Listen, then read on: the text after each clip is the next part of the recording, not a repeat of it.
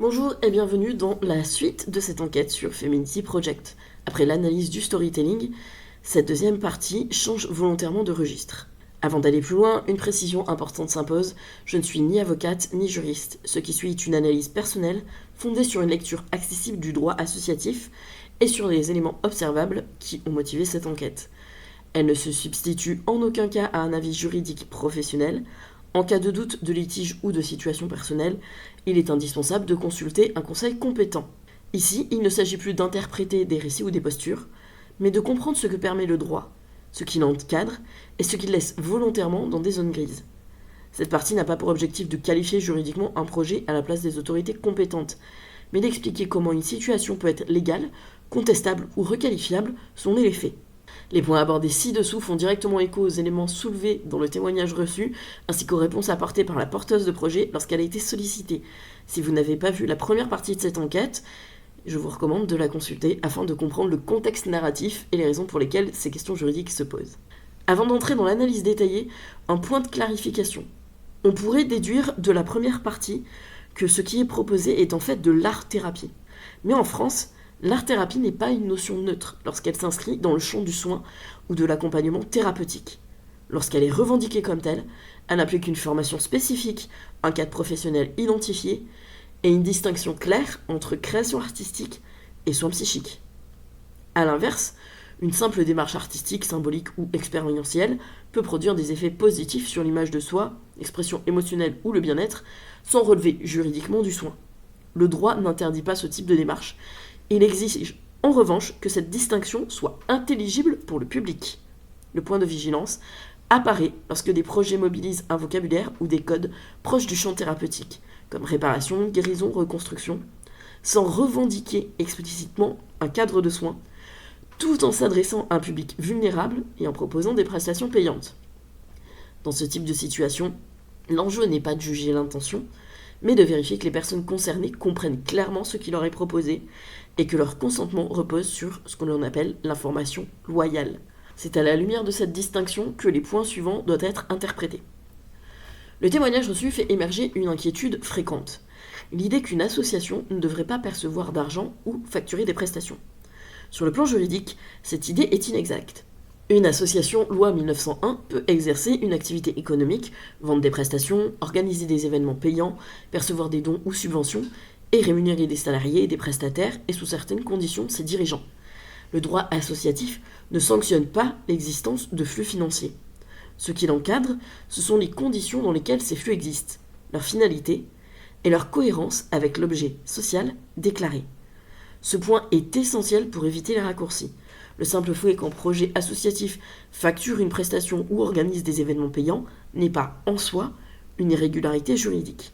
C'est à partir de cette base que les autres questions doivent être examinées.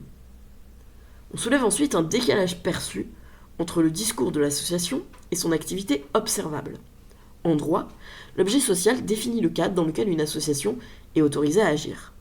Dans le cas présent, l'objet déclaré concerne la lutte, la prévention et la sensibilisation contre les violences faites aux femmes, ainsi que la promotion de l'égalité homme-femme. Un objet formulé de manière large autorise une pluralité d'actions, y compris artistiques ou culturelles. En soi, proposer une expérience autour de l'image n'est donc pas incompatible avec cet objet. La question juridique porte toutefois sur la cohérence entre cet objet déclaré et l'activité effectivement mise en avant. Lorsque l'essentiel de la communication et des actions visibles repose sur une prestation individuelle payante, une zone de flou peut apparaître.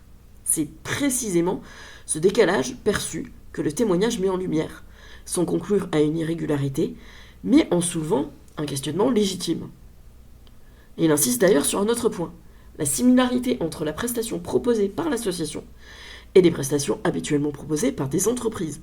Sur le plan juridique, la concurrence n'est pas interdite. Une association peut proposer une activité comparable à celle d'une entreprise. Ce que le droit examine, ce sont les conditions d'exercice de l'activité.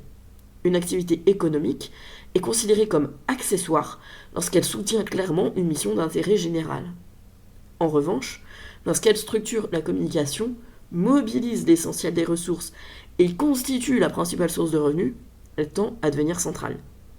Lorsque cette activité centrale s'exerce dans des conditions proches du secteur marchand, Même type de prestation, même public, prix comparable, communication assimilable à une promotion commerciale, l'administration peut considérer que l'association entre en concurrence directe avec des entreprises. Et dans ce cas, la question n'est pas morale, mais juridique. L'activité peut être requalifiée comme lucrative, entraînant une soumission aux impôts commerciaux, notamment la TVA, l'impôt sur les sociétés ou la contribution économique territoriale.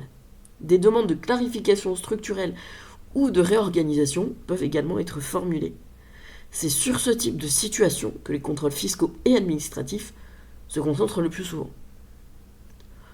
On a ensuite le malaise précis concernant l'affectation des fonds collectés, avec l'impression que ceux-ci serviraient essentiellement à rémunérer la porteuse du projet. Sur le plan juridique, une rémunération n'est pas interdite. Une association peut rémunérer des prestataires, des salariés et même ses dirigeants, dans une certaine mesure. Ce que le droit examine en revanche, c'est la structure globale de la gestion et les finalités des dépenses. Le principe clé est celui de la gestion désintéressée. Une association est considérée comme telle lorsque ses dirigeants n'en tirent pas d'avantages personnels excessifs et lorsque les ressources sont prioritairement affectées à la réalisation de l'objet social. Si, dans les faits, l'essentiel des ressources est utilisé pour rémunérer une seule personne, sans que des actions distinctes et clairement identifiables relevant de l'objet social puissent être établies, plusieurs conséquences peuvent être envisagées. L'administration peut remettre en cause le caractère non lucratif, requalifier l'activité, procéder à des redressements fiscaux ou sociaux. Lorsque la rémunération prend la forme d'une facturation par un indépendant exerçant une activité quasi exclusive pour l'association, des questions de requalification du lien de travail peuvent également se poser. Ces conséquences ne sont pas automatiques par principe. Elles dépendent d'une analyse factuelle menée par les autorités compétentes. Ensuite, le témoignage met également en avant un malaise lié à l'usage d'un vocabulaire fortement réparateur, associé à un public se déclarant victime de violence. Le droit ne régule pas le storytelling en tant que tel. En revanche, il porte une attention particulière aux situations dans lesquelles une prestation payante est proposée à un public vulnérable, notamment sur le plan psychologique. Dans ce contexte, l'usage de termes comme réparation, guérison ou reconstruction peut influencer la perception du service proposé et créer des attentes spécifiques. La vigilance juridique porte alors sur la loyauté de l'information et sur la capacité des personnes concernées à comprendre clairement ce qui relève d'une démarche artistique ou symbolique et ce qui ne relève pas du soin. Lorsque ces notions sont mobilisées sans cadre thérapeutique explicite, l'administration peut s'interroger sur la qualité du consentement donné. Il ne s'agit pas de juger l'intention, mais d'éviter toute confusion susceptible d'altérer la compréhension du dispositif.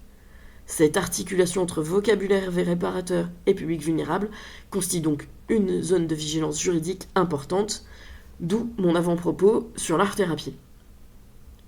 Enfin, le témoignage soulève la question des dispositifs solidaires présentés comme centraux dans la communication.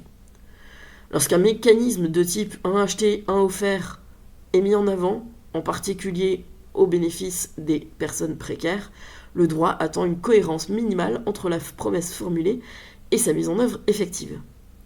Il ne requiert pas nécessairement une communication détaillée, et on s'entend sur le fait que vous n'allez pas nécessairement vouloir exposer le public à qui vous avez dû offrir la prestation, mais peut s'intéresser à la réalité et la traçabilité du dispositif lorsqu'il constitue un argument déterminant. L'absence d'informations publiques, ne serait-ce que de simples statistiques, ne constitue pas une preuve d'irrégularité. Elle représente toutefois un autre facteur de fragilité juridique et un autre point de questionnement légitime, en particulier lorsque la promesse solidaire participe fortement à la décision d'achat. Il est essentiel de rappeler les limites du droit lui-même. Le droit ne juge ni la sincérité des intentions, ni la valeur morale d'un projet. De nombreuses situations peuvent être juridiquement tolérées tout en restant profondément discutables sur le plan éthique, politique ou symbolique. Le témoignage reçu s'inscrit dans cet espace intermédiaire où un malaise peut être exprimé sans qu'une qualification juridique claire ne s'impose pour autant. Cette analyse légale ne permet pas de conclure à une illégalité. En revanche, elle met en lumière des zones de vigilance, des lignes de crête et des points de requalification potentiels. Elle rappelle surtout que le statut associatif n'est pas un label moral, mais un cadre juridique précis avec ses droits, ses contraintes et ses responsabilités. Une cause légitime, un récit engagé ou une intention affichée ne dispense jamais d'un examen des faits, les pratiques et les obligations légales. À ce stade, un élément nouveau m'amène toutefois à modifier la fin de cette vidéo. Depuis la préparation de cette enquête, j'ai été informé de faits de cyberharcèlement visant la personne à l'origine du témoignage présenté. Des constats légaux et une plainte vont être réalisés. Ces éléments relèvent d'un autre cadre que l'analyse juridique présentée ici, mais ils justifient un changement de posture. Je ne diffuserai pas d'appel à l'achat ni de contenu promotionnel dans ce contexte. En revanche, si d'autres personnes disposent de témoignages factuels en lien avec ce projet, qu'il s'agisse de faits similaires, de pratiques observées ou d'éléments documentés, elles peuvent me contacter directement en message privé, par exemple via Thread sur mon compte @julianimitra, le lien est en description. Avec l'accord explicite des personnes concernées, ces témoignages pourront être regroupés, rapprochés de la victime déjà identifiée et versés au dossier de signalement qui sera transmis à l'autorité compétente, en l'occurrence la préfecture, s'agissant d'une association.